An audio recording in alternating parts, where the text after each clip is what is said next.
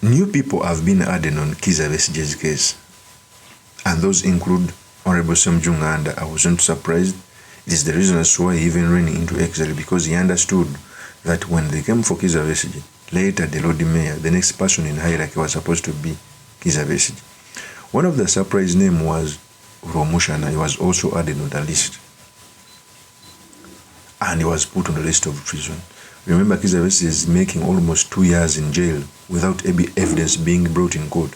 I was discussing with someone and told him that one of the tactics or signs that government is persecuting someone is taking long without bringing evidence in court. Whenever we see the NRM government taking someone in court without providing evidence and it takes years, just know they don't have the evidence. I want to be vigilant, not to speak on the substance of the case or the merits and demerits of the case, because I may be charged by sub judice. But what is going on Besigye's case is not prosecution. In fact, here is the judge when he was reading the judgment, and the new people were added on Besigye's case. It's going to be a long video, but let me first explain this before I play it for you. One of the surprise names is RWOMUSHANA. Do you think what I'm thinking? Okay. SSEMUJJU NGANDA was added on the file. It's the reason why he ran in exile. One of the signs of bad politics is when those opposing the regime have to run out of the country. It shows the bad democracies. Opposition must be safe to oppose government within the whims of the country. We are going to see more people running out of the country for fear of being persecuted, for fear of jail. And that is the ultimate price that is supposed to be paid when you are opposing the regime. Because when I was studying politics, I learned that when you oppose an authoritarian or a dictatorship, you must be sure of jail, you must be sure of killings, you must be sure of persecution or running into exile for people, for things. And people are running into exile, others in jail, others have been killed on the street. Okay? Let me first leave you with this clip when the judge was reading new people being put on Kizza Besigye's file. In fact, is it a Salam Musumba subsequently requested for a meeting with AW in Brussels, Belgium, where she invited many other people to attend, including the accused, Elias Lukwago, Honorable SSEMUJJU NGANDA, Lubega Mukaku, and Charles RWOMUSHANA. In the discussions at this meeting, AW accepted to join the plot to overturn the government and agreed to be their security. The discussions at this meeting were recorded by AW, and the recording shall be relied upon at the trial. That upon building sufficient trust in AW, Salam Musumba requested JW to introduce AW to KB. This was done, and the two, AW and JW, had an online discussion with KB about the grand plot to overturn the government of Uganda by force of arms. This culminated into the first physical meeting between KB, that is Kizza Besigye, and AW on the 29th of October 2023 at Geneva, Switzerland. That the first physical meeting was held in Geneva, Switzerland on the 29th of October 2023 and was attended by AW, KB, Frank Chihere Atkunda, and JW. At this meeting, the group discussed the plot to overturn the government of Uganda by force of arms. KB requested for military assistance from AW to destabilize Uganda.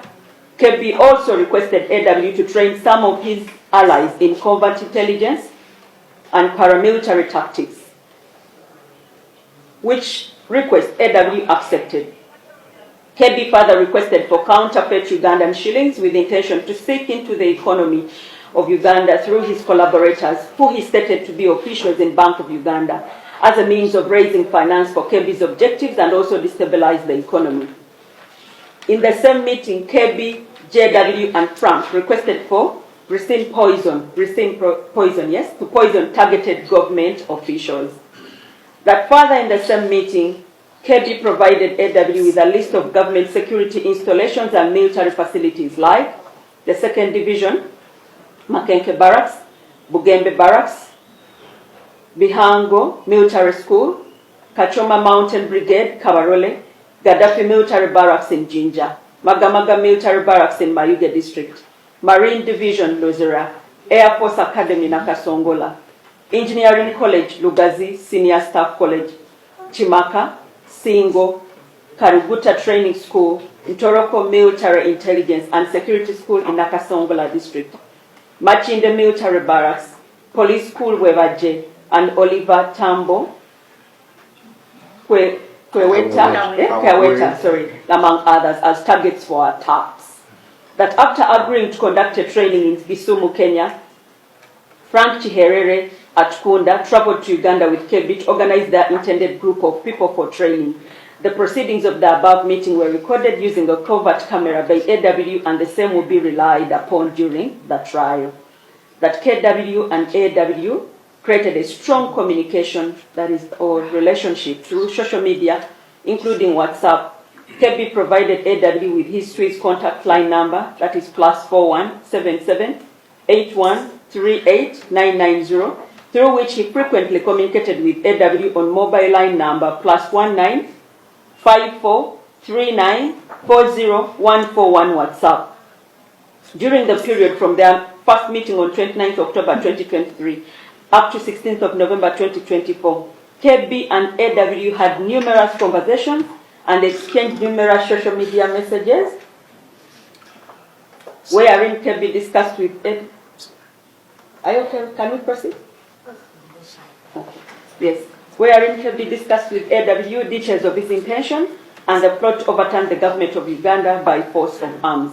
A forensic extract of the record of their conversation shall be relied upon during the trial. That KB attended another meeting on the 24th of January 2024 in Geneva, Switzerland, which was also attended by AW and JW. At this meeting, KB assured AW that he was committed to facilitate the training of his people to overturn the government of Uganda by force of arms. In this meeting, KB and JW further requested AW to assassinate the President of the Republic of Uganda using a drone strike. KB undertook to provide AW with the President's movement routine and vulnerable points to facilitate his assassination. In exchange for AW's assistance, KB and JW undertook to grant the Kurdish government company access to Uganda banking sector to launder money, permit the use of Uganda's airfields for trafficking illicit goods, including drugs, use Uganda as a safe haven for Kurdish fugitives, and generally permit the use of Uganda for illicit activities once the plot to overturn the government was successful. That by virtue of his leadership position in PFF, the accused was aware of all the meetings between KB, Frank Chihere at Kunda, JW and AW in Geneva, Switzerland, and the plot to overturn the government of the Republic of Uganda by force of arms, but deliberately did not report to any authority. That on the 14th day of June 2024, KB attended a meeting with AW and JW in Geneva, Switzerland. In this meeting, the participants further discussed the plot to overturn the government of Uganda by force of arms. KB requested AW to arrange for the training of a selected group of like-minded conspirators from Uganda, who included Samuel Makoha in Kisumu, Kenya, in intelligence gathering, surveillance operations, espionage techniques, and use of drones to be used in overturning the government of Uganda. In the same meeting, KB and JW repeated their requests for AW to supply them with counterfeit Ugandan currency, drones, weapons, and grenades, which they codenamed pineapples. KB provided AW with airstrip coordinates 21735 N32134 E6 GHH72VH plus 2P 72VF plus 2P length of strip, 1,900 meters, 6,233 feet, altitude, 5,266 feet, 1,605 meters, MSC. Okay. In DRC for airdropping of weapons, KB further informed the meeting that he intended to use part of the Zambian territory for training and logistics. At the same meeting, AW gave KB $5,000 to facilitate the movement of Makoka Samuel and other selected Ugandan trainees from Uganda to Kisumu in Kenya for training. that the accused knew of the meeting in Kisumu, took part in the mobilization, and authorized the travel of the participants from PFF, who included Samuel Makoha, for the said training in Kisumu, Kenya, with the intention of overturning the government of the Republic of Uganda by force of arms. That during the meeting of 29 September 2024, KEBI and AW agreed as the way forward to hold a meeting in Nairobi, Kenya, where KEBI would be able to meet the Kurdish Iraq contact for AW. KEBI and AW continued communicating to each other via WhatsApp on mobile lines +41 77 81 38 990 and +19 54 39 40 141 respectively. The WhatsApp communication chats between KEBI and AW about convening the Nairobi meeting will be tendered and relied upon in court during the trial. The group agreed to have a follow-up meeting later in Nairobi, Kenya, that the said meeting of 29 September 2024 was recorded separately by AW and another individual who was AW's agent. The recordings will be tendered and relied upon in court during trial. That on the 16th day of November 2024, KEBI Hajobed Lutale, together with AW and his Kurdish contact, attended a meeting at 108 Riverside apartment in Nairobi, Kenya, to further discuss the plot to overturn the government of Uganda by force of arms. The Nairobi meeting was attended by KEBI Hajobed Lutale, AW and his Kurdish contact, who was posing as a representative of the Kurdish government company. At this meeting, KEBI introduced Hajobed Lutale as his personal assistant and a person who was part of the plot to overturn the government of Uganda. At this meeting, KEBI repeated his request to be supplied with surface-to-air missiles and other weapons to attack helicopters and aircrafts as one of the ways to overturn the government of Uganda. KEBI and Hajobed Lutale also briefed the meeting about their plot to instigate civil disobedience strikes in Uganda, starting with the assassination of the President of the Republic of Uganda in March 2025 in order to achieve their objectives.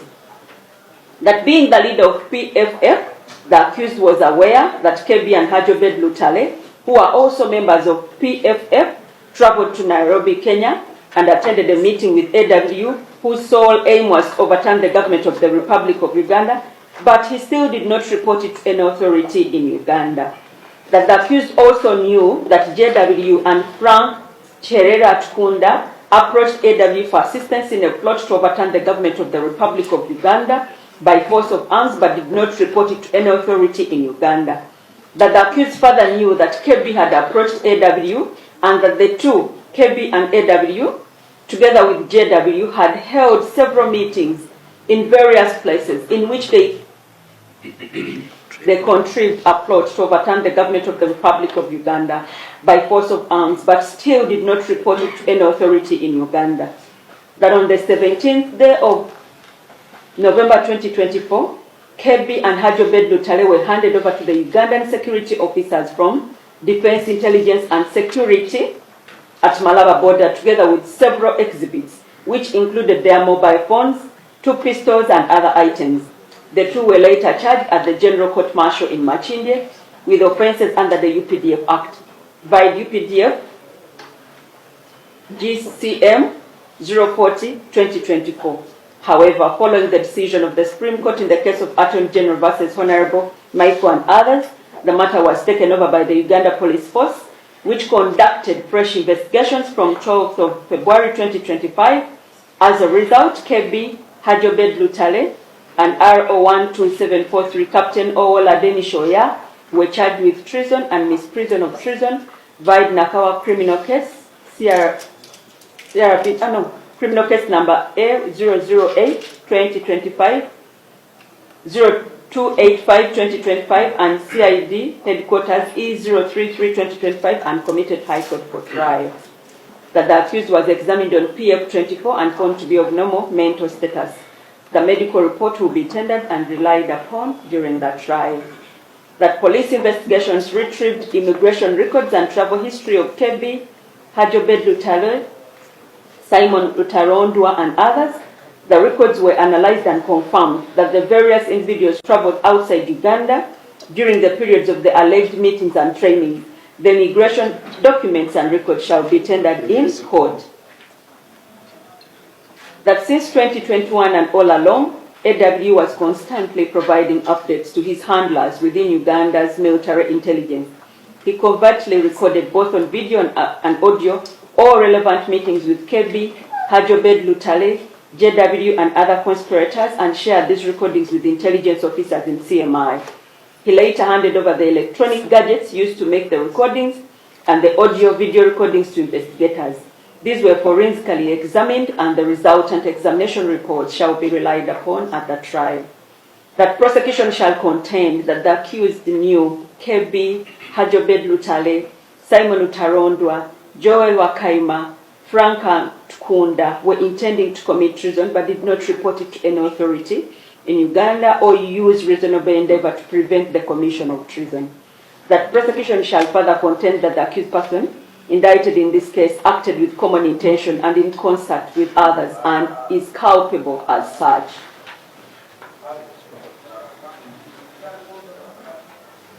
Whereupon prosecution shall contend that the accused person does not have any valid defense to the indictment and he should be convicted as indicted. Salongo, you are committed to High Court for trial. I think that's the end of the indictment. Yeah. That is the judge. So I don't want to enter into a discussion of this case because it is prohibited within the law. But you can also be judges about what is happening. I continue praying for Dr. Kizza Besigye. I continue praying for Elias Lukwago. I continue praying for His Excellency Robert Kyagulanyi Ssentamu Bobi Wine. Of course, as my PM is truly Mr. Makinde Kabi Suleiman Magal. If you're into this channel, please subscribe, like, and comment so that I'm motivated to do more of such videos. I'll see you on another one. Peace.